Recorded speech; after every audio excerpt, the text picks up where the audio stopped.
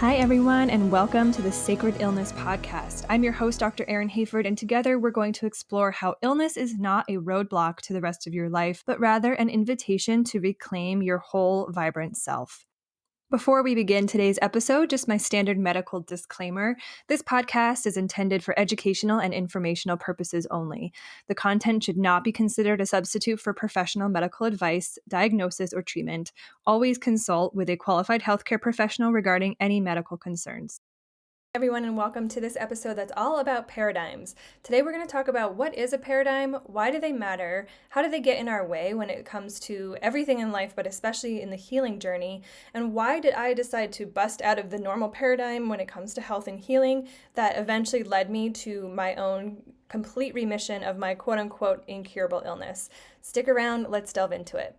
First and foremost, what is a paradigm? A paradigm is a construct that shapes our beliefs about the world and how the world works.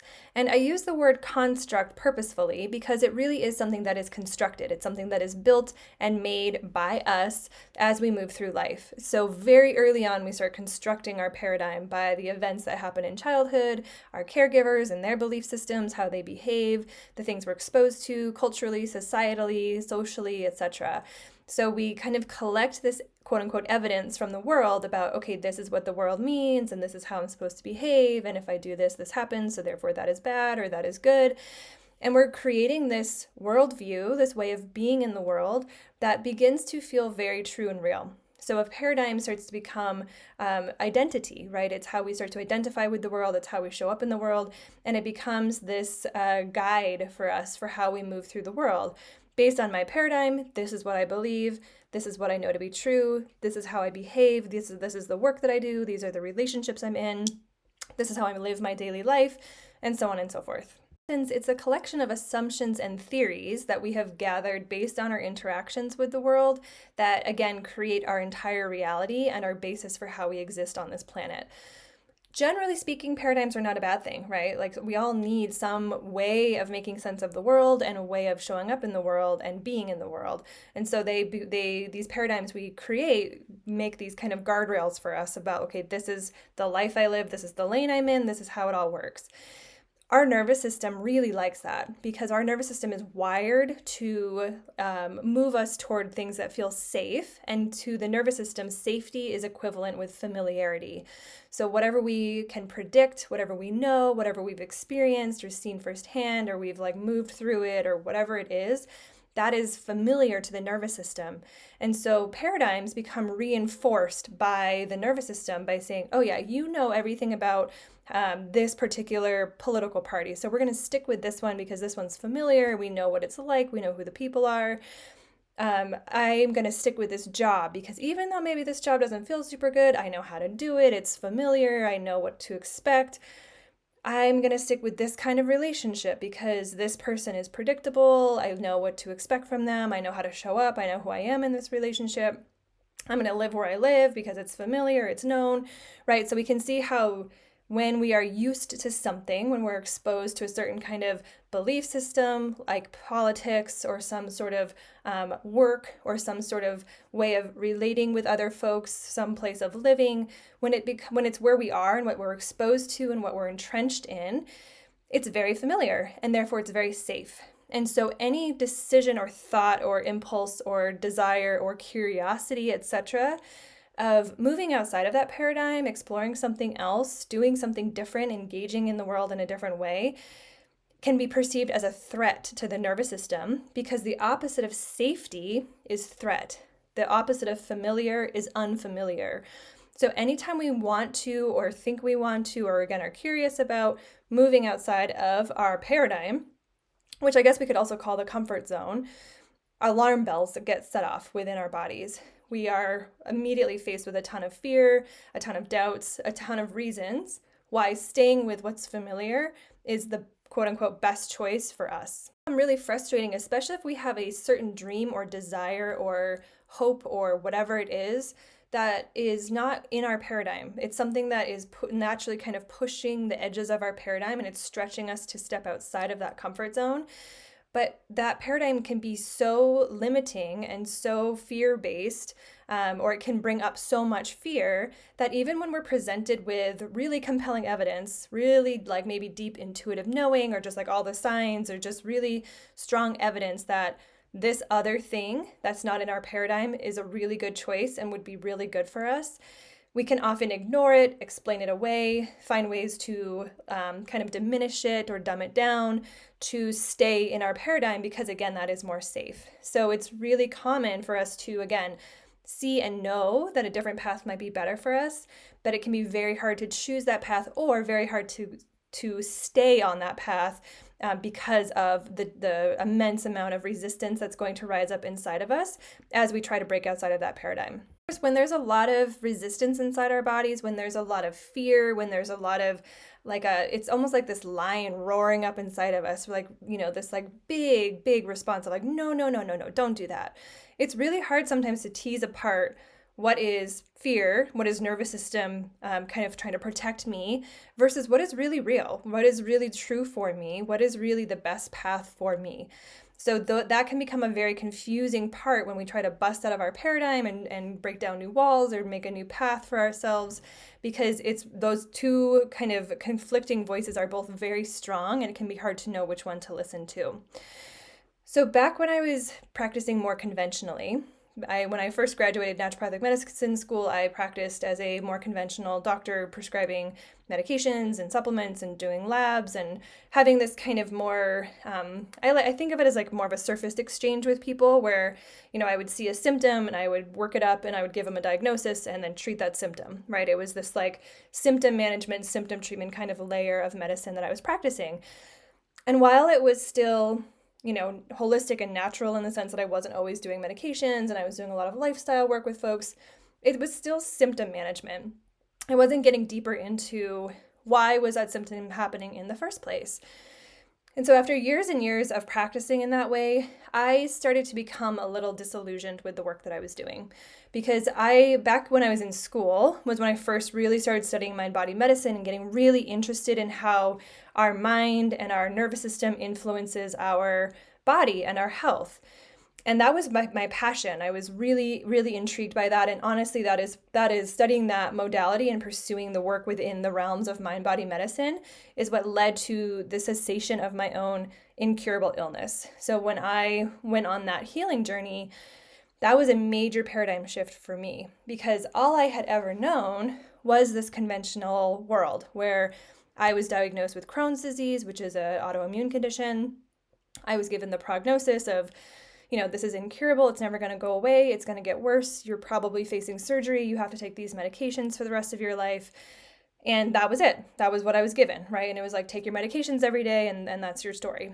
But I did not accept that. I was not willing to accept that that was going to be my destiny. And I often say I don't really know what it was in that moment in my life that kind of allowed me to have that tenacity to deny that was my future, because my paradigm at the time was you get a diagnosis, you take your medications, and that's the end of the story, right? But there was something inside of me that pushed against that paradigm and said, this isn't it. This is not it. This can't be it for you. And, I will often joke maybe I'm stubborn or maybe I was in denial. But really, I think what it was there was something deeply intuitive inside of me that came alive in that moment when I was diagnosed that put me on this different path. And I'm so grateful that it did, because this is why I'm here, because of my own journey that I went through, busting that paradigm down and finding the path that I needed to get on to heal my own body. Now this is my work. This is why I'm here. I talk about this in an effort to kind of spread awareness about what else is possible outside of the typical medical paradigm. And so I always, I like to always be sort of a seeing things from both sides kind of person. I'm a peacemaker, if you're familiar with the Enneagram, but I'm always wanting to be fair, right?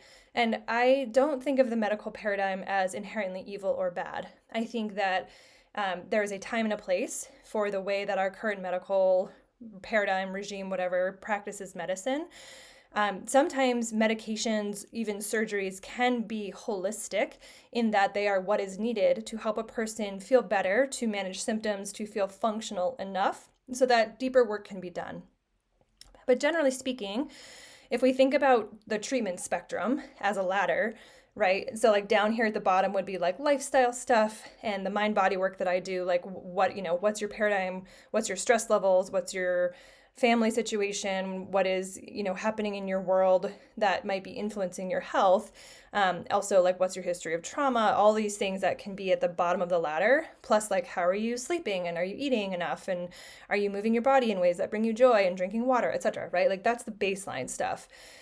Oftentimes in the medical world, we climb up like 5 rungs to medications, right? And then we climb up to surgery, or we climb up to like suppressive treatments, right, that are just kind of skipping all of that like lower levels but foundational level stuff and just skipping right to the let's just get rid of the symptoms so you can get back to work, which is, I guess, fine, right, if that is your goal. But for folks who are here listening to this podcast or wherever you might be consuming this media, there's often this feeling like I had of like, really? That's it? Like that's the option? Because that doesn't feel good. It doesn't feel enough. It doesn't feel sufficient. And that paradigm, again, is sort of a one size fits all, which is saying, everyone who has this illness takes this treatment and that's the plan and that's the prognosis. But it's not considering all of the nuances that make up an individual human. And so when I went on my healing journey, I was busting down this paradigm every step of the way. I was saying, no, I don't accept this diagnosis, or I don't accept the prognosis. The diagnosis was correct. I had Crohn's disease, but the prognosis of you're going to have it for the rest of your life, you're going to have to take medications, you're going to have surgery, that was not, I refused to let that be in my future. And then lo and behold, it never was. I have yet to have surgery. I don't take medications.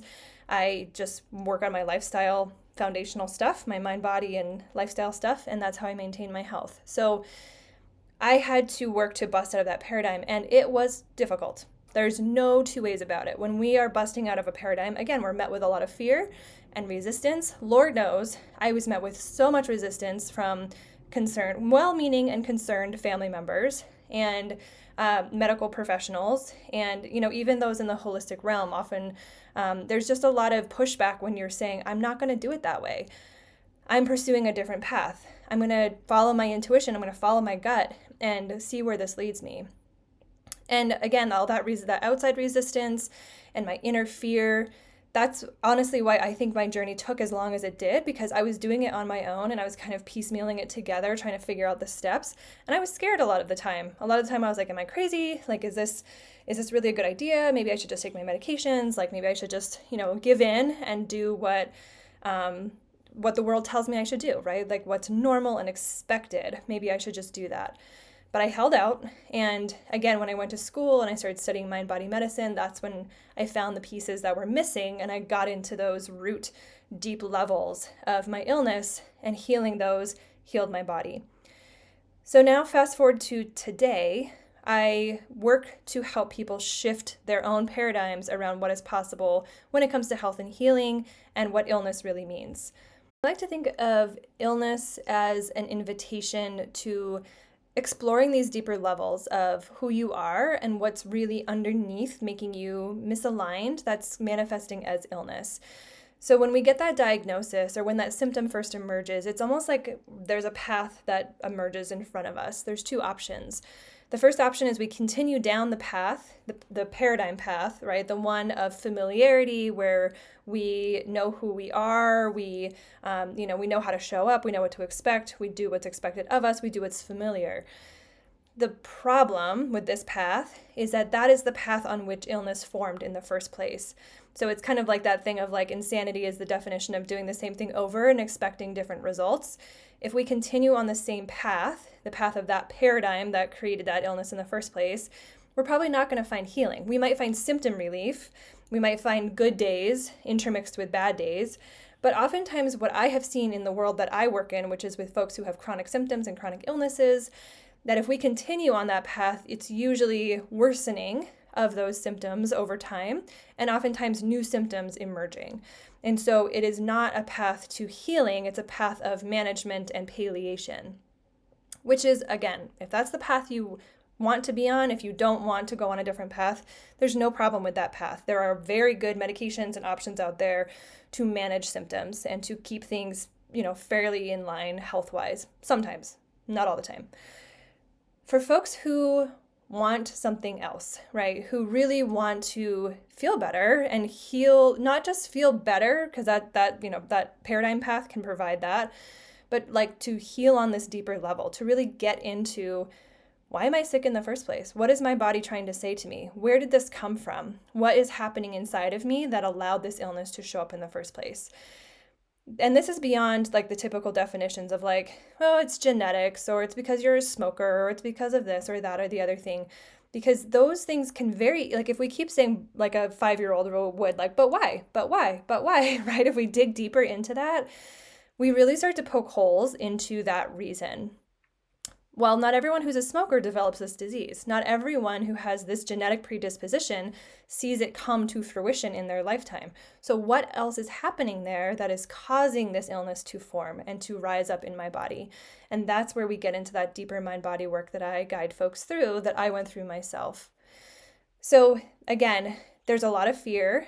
There's a lot of challenges that come up on this different path, but ultimately it is a path that is busting your paradigm, changing the way in which you're in relationship with illness and health and healing, with your body, what it means to be sick in the first place, and it's leading you to something else. And so if it is something else that you are seeking, then changing your paradigm, changing your construct, the way that the world has taught you to think and behave and believe about how it works, then you can find yourself in pretty profound territory.